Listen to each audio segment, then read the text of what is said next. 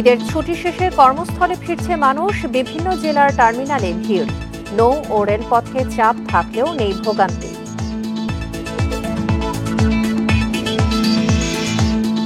মহা অষ্টমী স্নানে লাঙ্গল বন্দে দেশ বিদেশের লাখো পুণ্যার্থী। দেশ জুড়ে সনাতন ধর্মাবলম্বীদের পুণ্য স্নান।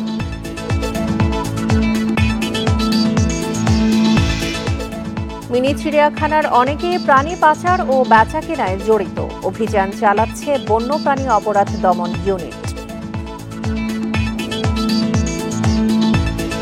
বান্ডেল থাকলে প্রতি সেনমানিতে টাকা বাঁচবে।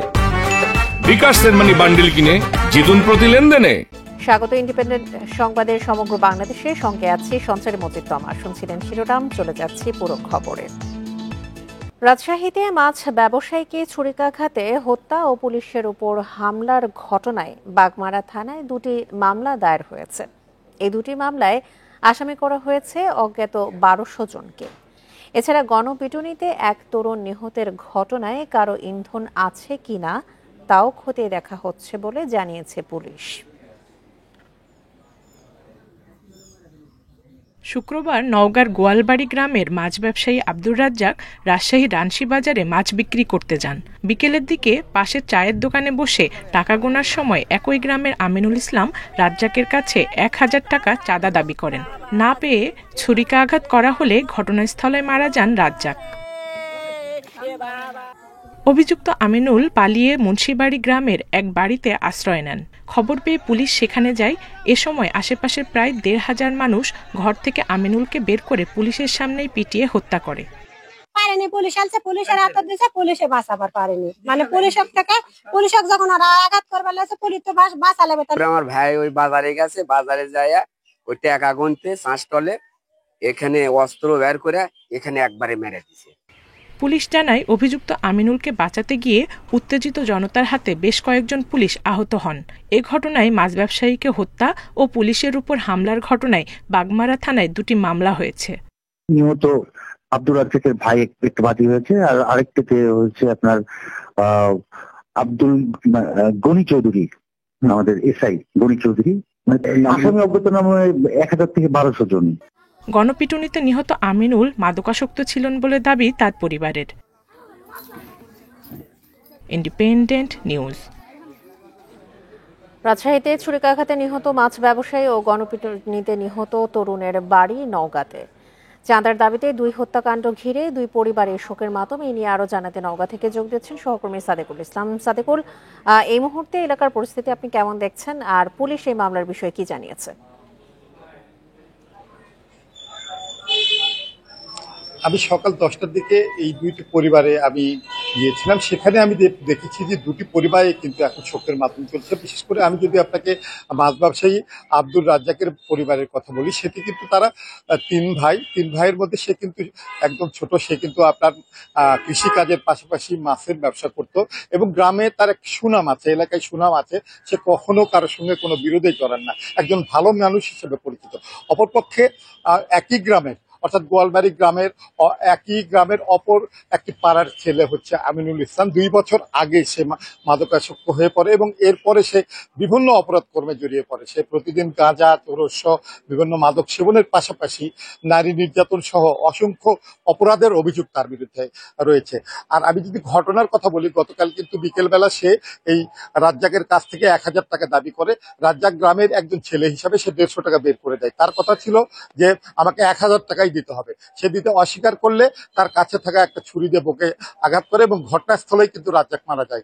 এরপরে সে কিন্তু দৌড়ে গিয়ে পাশে ওই গ্রামেরই অর্থাৎ হচ্ছে বাগমারার আপনার শিবাড়ি এলাকার একটি রশিদের বাড়িতে গিয়ে সে আশ্রয় নেয় এবং সেখানে কিন্তু এলাকাবাসী, ওই গ্রামের লোকজন তাকে কিন্তু সেভ করার চেষ্টা করে। কিন্তু এলাকার বিশেষ করে রাজ্জাকের পরিবারের বা রাজ্জাকের গ্রামের লোকজন এবং বাজারের লোকজন উত্তেজিত হয়ে পড়ে এবং তারা ১ থেকে ১,৫০০ মানুষ একসঙ্গে লাঠিসোঁটা নিয়ে গিয়ে আপনার কিন্তু ওই রশিদের বাড়ি ঘেরাও করে তাকে কিন্তু বের করে আনে। এই সময় কিন্তু পুলিশ ছিল, পুলিশ কিন্তু বিষয়টি কন্ট্রোল করার চেষ্টা করেছে এবং আমিনুলকে বাঁচানোর চেষ্টা করেছে, কিন্তু হাজার হাজার মানুষের কাছে পুলিশ ওইখানে আপনি কুলে উঠতে পারেনি এবং এক পর্যায়ে তারা লাঠি দিয়ে পিটিয়ে কিন্তু সেখানে তাকে হত্যা করেছে।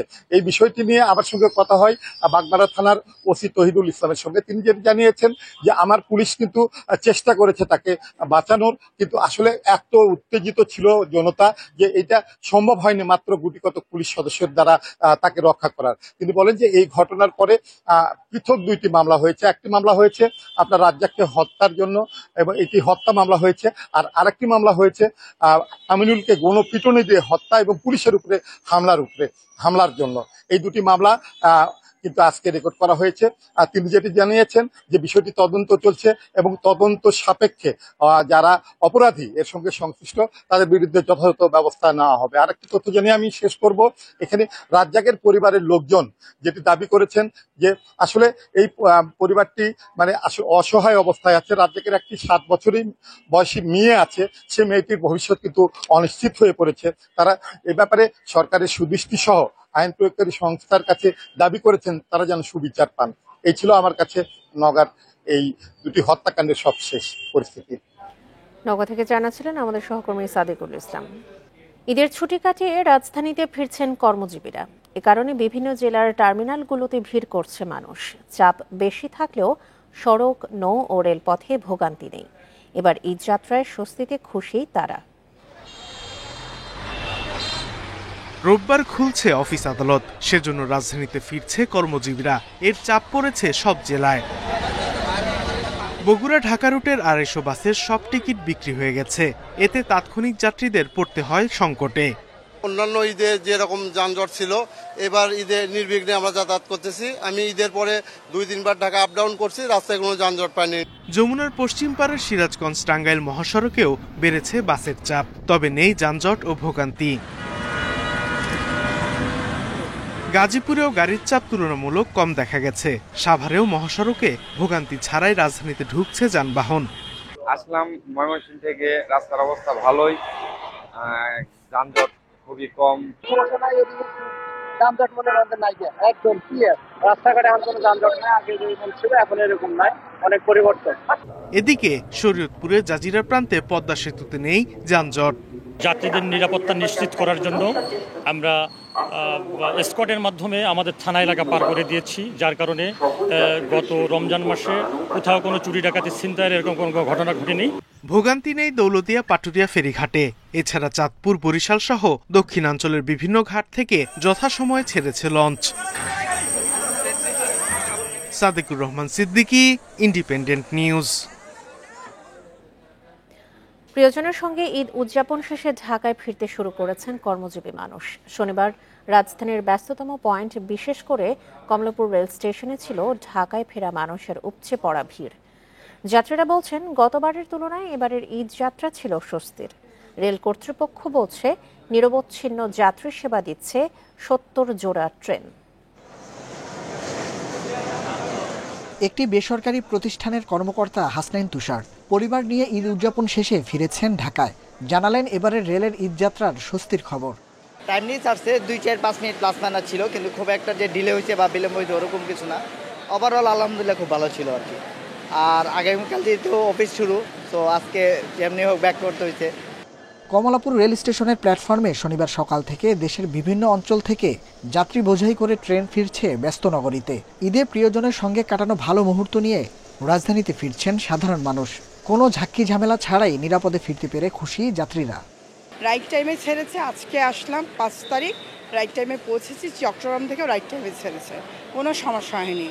এই জার্নি আমার কাছে মনে হচ্ছে the best Eid journey ever I have faced. ট্রেনের পরিবেশ ভালো ছিল, ট্রেন পরিষ্কার ছিল, আমরা বাচ্চাদের নিয়ে সুন্দরভাবে ফিরেছি আলহামদুলিল্লাহ। যাওয়া আসার মধ্যে যে হ্যাসেলটা এবং যে কষ্টটা হতো পরিবার পরিজন নিয়ে, তো এবারের ঈদ জার্নিটা অনেক স্মুথ হয়েছে এবং ছুটিটার কারণে খুব ভালো এনজয় করতে পেরেছি। রেল কর্তৃপক্ষ বলছে এবারের ঈদ যাত্রায় ভোগান্তি কমাতে প্রস্তুত ছিল রেলের সকল ইউনিট। অনলাইনে টিকিট নিশ্চিত করা ও ট্রেনের শিডিউল বিপর্যয় এড়াতে ছিল বাড়তি নজরদারি। সব ট্রেনেই প্রায় সঠিক সময় গেছে, ইন্ডিফোর্ডের জন্য হয়তো 5-10 মিনিট লেট গেছে। সারাদিনে আমাদের প্রতিদিনের মতোই 43টা আন্তনগর ট্রেন আর 27টা মেল এক্সপ্রেস কমিউটার ও স্পেশাল ট্রেন যাবে এবং আসবে। টোটাল 70টা ট্রেন আসবে এবং যাবে। ঈদে দীর্ঘ ছুটি থাকার কারণে গত কয়েকদিন ধরে ঢাকায় ফিরছেন কর্মজীবীরা। তবে যারা ঈদে বাড়ি যেতে পারেননি এমন অনেককে কমলাপুর রেল স্টেশন থেকে ঢাকা ছাড়তে দেখা গেছে। Nahid Kamal, independent news, Dhaka. এদেশের মতো সাম্প্রদায়িক সম্প্রীতি অন্য কোথাও নেই বলে মন্তব্য করেছেন স্বরাষ্ট্র উপদেষ্টা জাহাঙ্গীর আলম চৌধুরী। সকালে নারায়ণগঞ্জের লাঙ্গলবন্দে মহাষ্টমীর পুণ্যস্নান পরিদর্শনে গিয়ে তিনি এসব কথা বলেন। এদিকে বিভিন্ন জায়গায় শান্তিপূর্ণভাবে অনুষ্ঠিত হয়েছে সনাতন ধর্মাবলম্বীদের পুণ্যস্নান। নারায়ণগঞ্জের লাঙ্গলবন্দে ব্রহ্মপুত্র নদে মহা অষ্টমী স্নানে সামিল হন হিন্দু ধর্মাবলম্বীরা। দেশ বিদেশের লাখো পুণ্যার্থীর পদচারণায় মুখর হয়ে ওঠে 3 কিলোমিটার এলাকা। পুণ্য স্নান পরিদর্শনে যান স্বরাষ্ট্র উপদেষ্টা। এই সময় তিনি সাংবাদিকদের বলেন, বাংলাদেশের মতো সাম্প্রদায়িক সম্প্রীতি অন্য কোথাও নেই। নিরাপত্তায় সব ব্যবস্থা নেওয়ার কথা জানান তিনি। হিন্দু, মুসলমান, বৌদ্ধ, খ্রিস্টান এখানে কারো কোনো ভেদাভেদ নাই। আমরা এখানে সবাই আমরা বাংলাদেশি এবং বাংলাদেশি হিসাবে আমরা এখানে কিন্তু সবাই আসছি। বাংলাদেশের মতো এত সম্প্রদায় সম্প্রীতি কোথাও নাই। এখানকার যত সম্প্রদায় সম্প্রীতি আছে। পাপ মোচন ও পুণ্য লাভের আশায় সিরাজগঞ্জে যমুনা নদীতে স্নান করেন ভক্তরা। পরে পুষ্পাঞ্জলি দিয়ে দেশ ও জাতির মঙ্গল কামনায় প্রার্থনা করেন। এখানে আসছি আমরা চান করতে, অষ্টমী চান করতে। অষ্টমী চান করলে পূর্ণ লাভ হয়। দেশের জন্য, নিজের পরিবারের জন্য সবার মঙ্গল প্রার্থনার্থে স্নান করেছি। দূর দূর থেকে অনেক লোকজন আছে, অনেক ভক্তবৃন্দ আসছে। এই পূর্ণস্থিতি স্থানের জন্য আমরা সবাই সবার মঙ্গল কামনা করি। বরিশালে ঐতিহ্যবাহী দুর্গাসাগরে হয়েছে পুণ্য স্নান।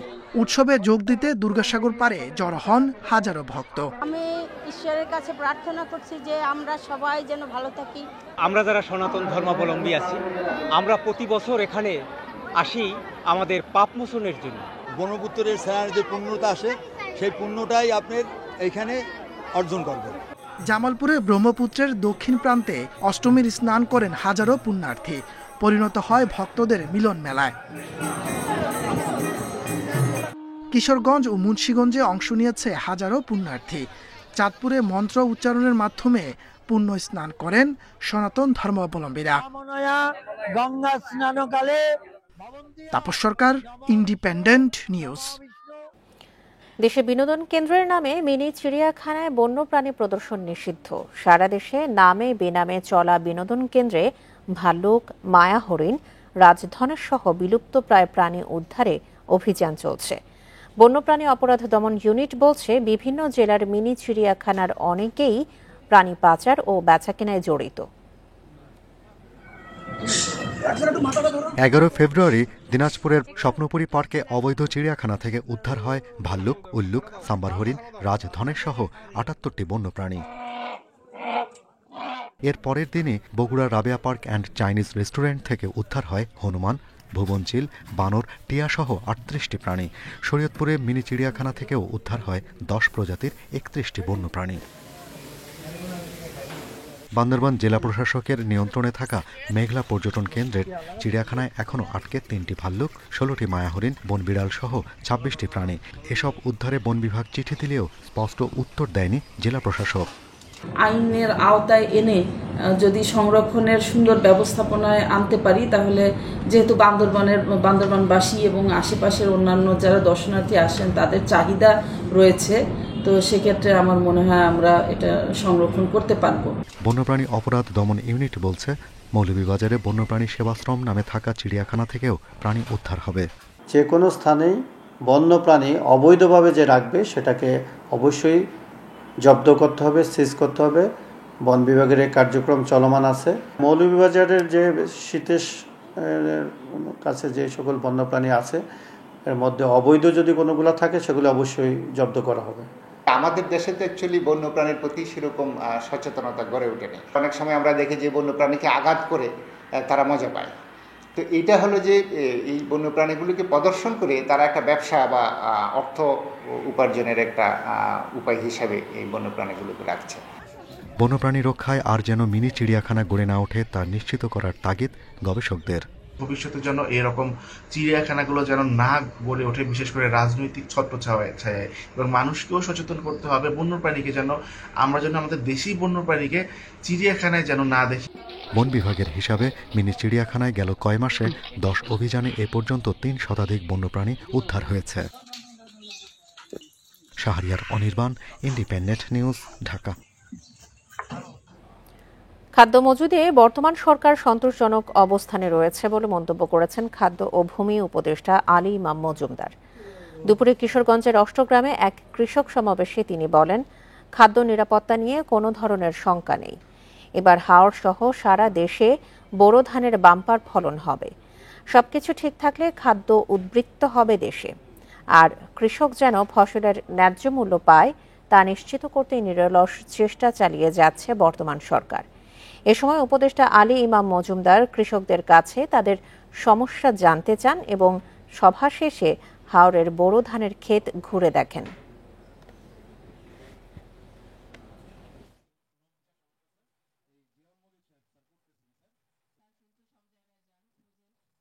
গত আমন ফসলের সময় দেশের উত্তর পূর্বাঞ্চলে বন্যার জন্য ফেনী, নোয়াখালী, কুমিল্লা, সিলেট, আপনার কিশোরগঞ্জের কিছু অংশ এই বন্যার জন্য আমন ধান ব্যাপক ক্ষতি হয়েছিল। যার জন্য সেই ঘাটতি পূরণের জন্য আমরা বিদেশ থেকে প্রচুর চাল আমদানি করতে হয়েছে। সেই আমদানি প্রক্রিয়া এখনো চলমান আছে।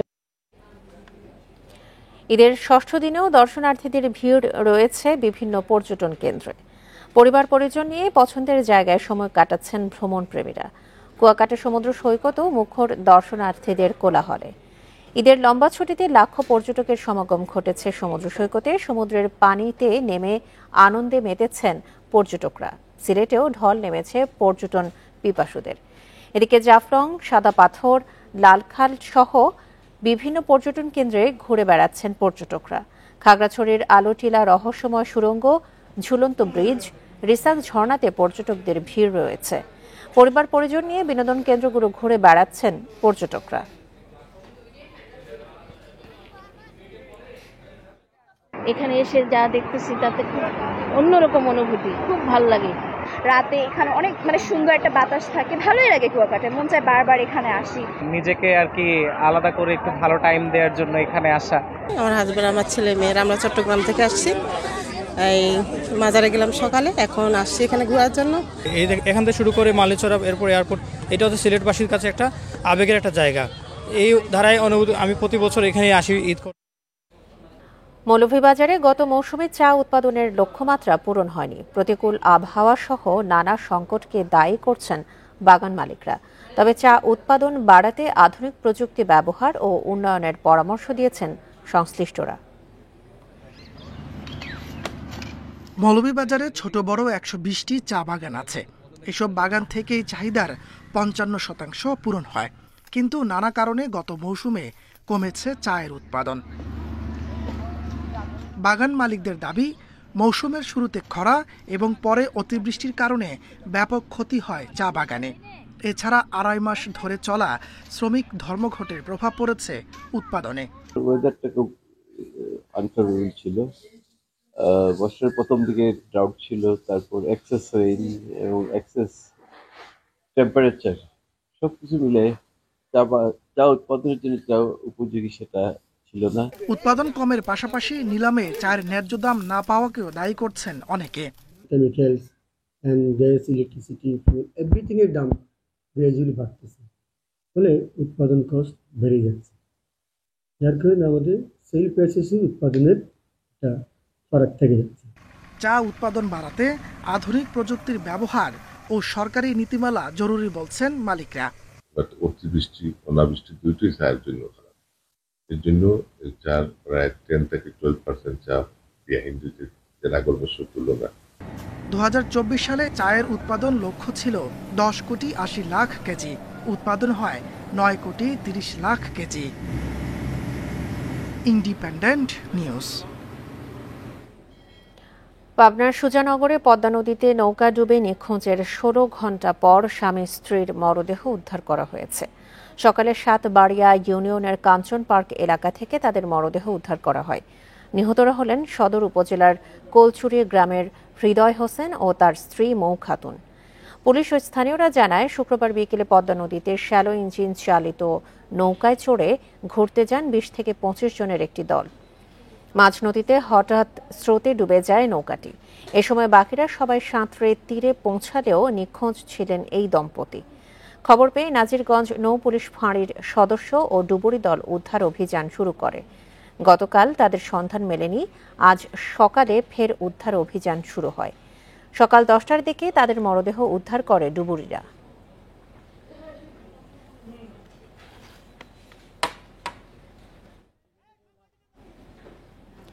আর এই ছিল আজকের মতো সমগ্র বাংলাদেশে। এছাড়া ইন্ডিপেন্ডেন্ট টেলিভিশনের সব খবর আরও বিস্তারিত জানতে চোখ রাখুন ফেসবুক, ইউটিউব এবং এক্সে। ধন্যবাদ সবাইকে। আমন্ত্রণ পরের আয়োজনে।